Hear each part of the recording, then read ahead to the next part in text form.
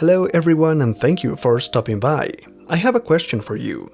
What do all these characters have in common? The Ratcatcher, Anarchy, the Ventriloquist, and Mr. Zsasz. They are all villains created in the late 80s and early 90s by the same person, an English writer called Alan Grant.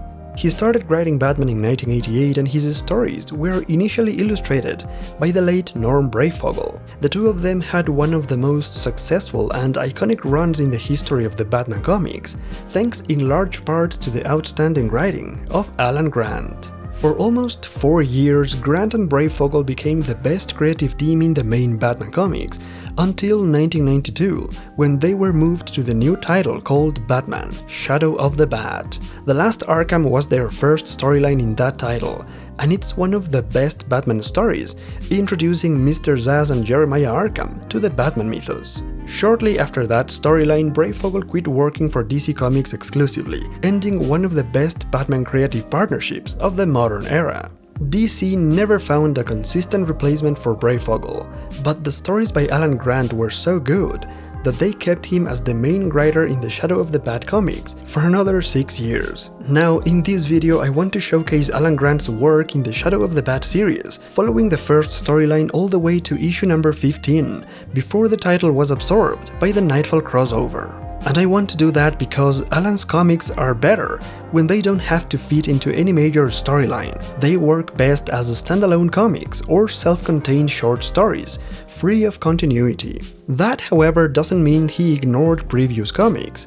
On the contrary, in these 10 issues, Grant reintroduced some very old and forgotten Batman villains like the Black Spider and Mirage, two characters created by Jerry Conway back in the Bronze Age. The Black Spider story delves into some serious and dark themes like addiction, death, and suicide. Alan Grant uses these themes quite effectively to showcase his great understanding of Batman, but that's something that I want to touch later on in the video. As for Mirage, he appeared in Gotham Freaks, a two-part story from issues 14 and 15. It is an interesting mystery story that provides further background and character development for Mirage, a one-shot character that had been forgotten by almost everybody, except of course Alan Grant.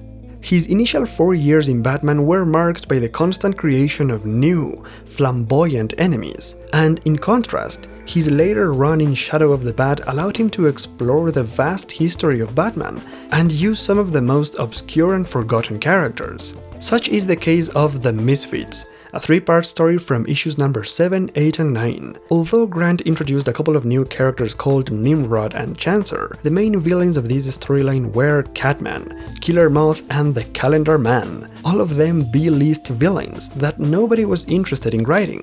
The story was illustrated by Tim Sale, who at the time had not yet developed his unique art style, which means that the story is lacking in the visual department. That's why the writing of the story became extremely important to keep the interest of the reader. A similar thing happens with The Human Flea, a 2-part storyline from issues 11 and 12. The art was done by Vince Giarano, who doesn't really have a consistent visual style, and more often than not, his work is off-putting and distracting. And that's a shame, because the story is not that bad. Alan Grant used Mortimer Cadaver, one of the characters he created in the late 80s, and came up with one final story for this weird man who is obsessed with death. In the story, Cadaver is deadly ill, but before he dies, he wants to make sure that all of Gotham dies with him.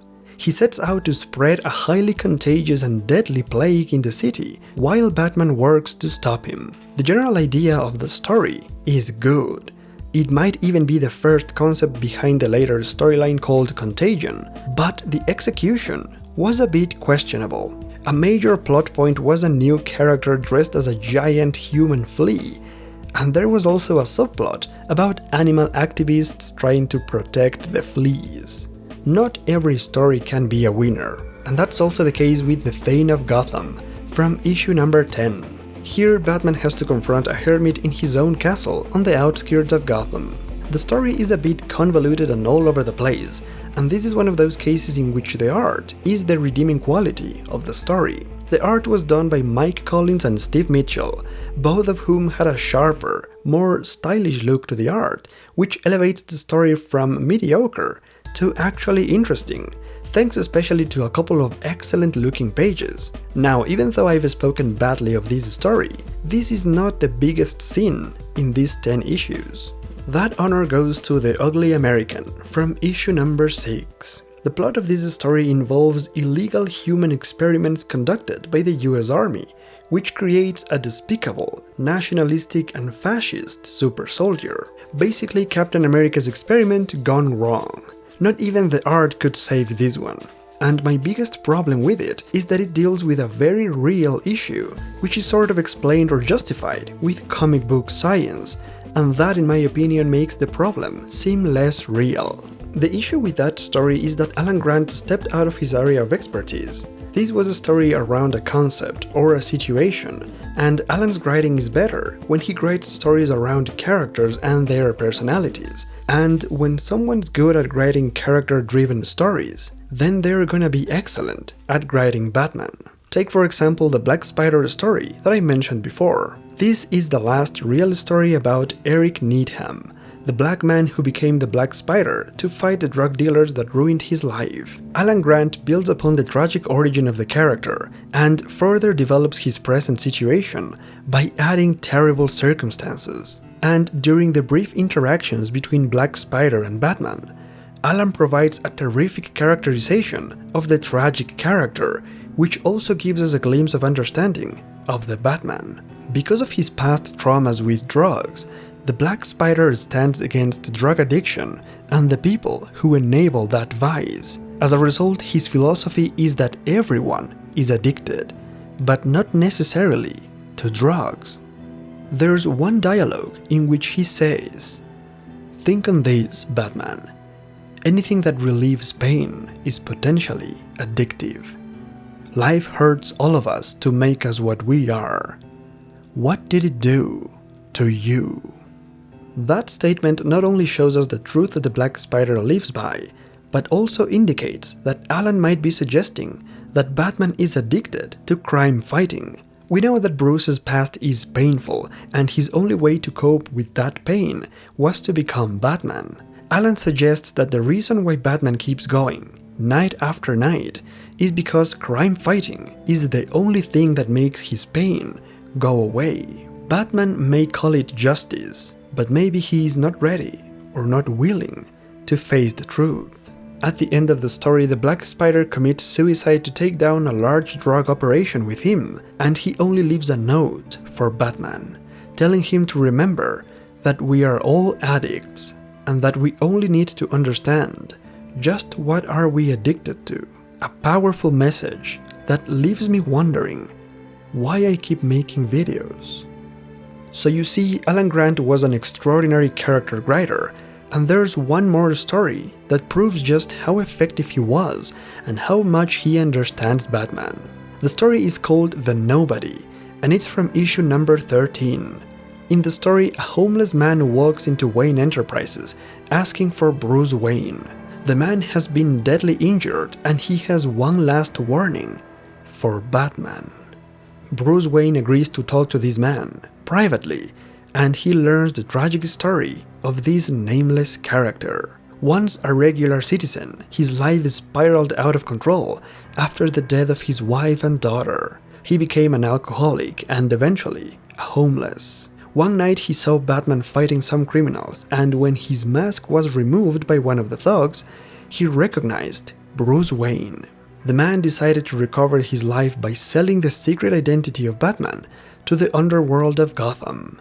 Of course, the man was literally backstabbed by the criminals after they took the information from him, and now they plan to auction off the secret identity of Batman to the super criminals of Gotham. Now that he is dying as a result of that stab in the back, the man only wants to warn Bruce about the auction that will happen that same night. Before he draws his last breath, though, the man asks Bruce the most complicated thing. "You're rich, famous, successful, so why do you do it? This city is steeped in evil, rotten through and through. It's built on graft, corruption, greed. It'll never change. You must know that. So Tell me, Batman, why do you do what you do? The man dies in Bruce Wayne's office, and the story never reveals his name. The reason why the story is called The Nobody is because that's what the man thought of himself until his dying moment. In his eyes, he was a complete nobody. At the end of the story, after Batman has stopped the criminals from selling his identity, we finally get the answer to the question, why do you do it, Batman? I do it for the weak and the scared and the oppressed. I do it for the victims, the innocent, the abused. I do it to try to end the suffering. And I do it for the nobodies. The Batman stories written by Alan Grant are always, without exception, very entertaining. He didn't like to use locations like Wayne Manor and the Batcave because those places don't usually lend themselves to action, and that's the operative word in the Alan Grant stories. Batman is always a creature of Gotham, always chasing after something or someone, doing detective work, fighting all sorts of evil, always an active protagonist. There are no dull moments in the Alan Grant stories, and the moments of quiet reflection are delivered with great conviction and understanding of the characters. Even when he had to work within crossovers like the awful Bloodlines storyline or even Nightfall, Alan Grant managed to deeply explore the characterization, and more often than not, he had new characters, new villains for the heroes. That ability is the reason why Denny O'Neil hired Alan Grant and kept him writing Batman for almost a decade, because Alan understood Batman. His stories and the many characters he created expanded the Batman universe like no other modern writer has. He was original. He liked to make new, fresh characters instead of recycling the same old bag of tricks. And maybe that's the reason why he never gets the recognition that he deserves. Alan Grant is the kind of creator that is so much missed these days. Alan Grant is a good Batman writer.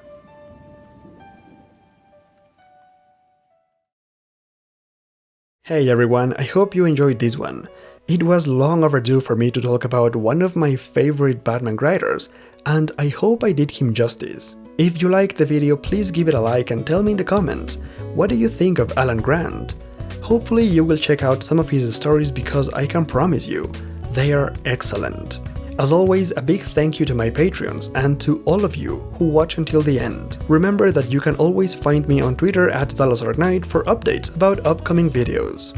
Thank you all so much for watching, and I'll see you next time.